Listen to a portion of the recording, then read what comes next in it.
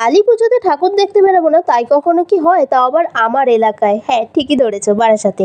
তো আমরা প্রথমে চলে গেছিলাম আগুয়ান সঙ্গতে, যেখানে থিম হয়েছিল মহাকুম্ভ নিয়ে। জাস্ট অসাধারণ হয়েছিল প্যান্ডেলটা। প্যান্ডেলের বাইরে বলো কি ভেতরে বলো, পুরো প্যান্ডেলটার মধ্যে ঋষিমুনি বা সাধু সন্ন্যাসী ওনাদের স্ট্যাচু ফটো দিয়ে পুরো প্যান্ডেলটা সাজানো ছিল। ভিডিওতে যতটা না ভালো লাগছে প্যান্ডেলটা, তার থেকে সামনাসামনি আরো বেশি ভালো লাগছিল। আমি বারাসাতে থাকি বলে বলছি না, বারাসাতে প্রত্যেক বছরই কালী পুজোতে নতুন চমক থাকে। তারপরে আমরা মহাকুম্ভ দেখে চলে গেছিলাম শতদলের মাঠে, যেখানে থিম হয়েছিল অর্ধ আকাশের আর্তনাদ। নারী নির্যাতন বা বর্তমান যুগে প্রতি পদে পদে যে মেয়েরা স্ট্রাগল করে চলেছে, মেয়েদের সেফটি নিয়ে এই থিমটিতে পুরোপুরি ফুটিয়ে তুলেছে। অর্ধ আকাশের আর্তনাদ, সত্যি এই থিমটা আমার খুব ভালো লেগেছিল।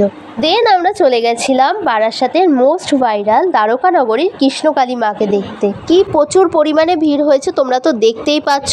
আর দ্বারকানগরীটি হয়েছিল নবপল্লী বয়েজ স্কুলের ওইখানে। প্যান্ডেলের ভেতর ঢুকে কৃষ্ণকালী মাকে দেখে জাস্ট আমি মুগ্ধ হয়ে গেছিলাম। এত দারুণ হয়েছিল, তোমাদেরকে বলে বোঝাতে পারবো না আমি। আর তোমরা বারাসাতে এসে কে কটা ঠাকুর দেখলে অবশ্যই কমেন্টে জানিও। আমার ভিডিওটি ভালো লাগলে একটা লাইক, কমেন্ট অ্যান্ড সাবস্ক্রাইব করে দিও।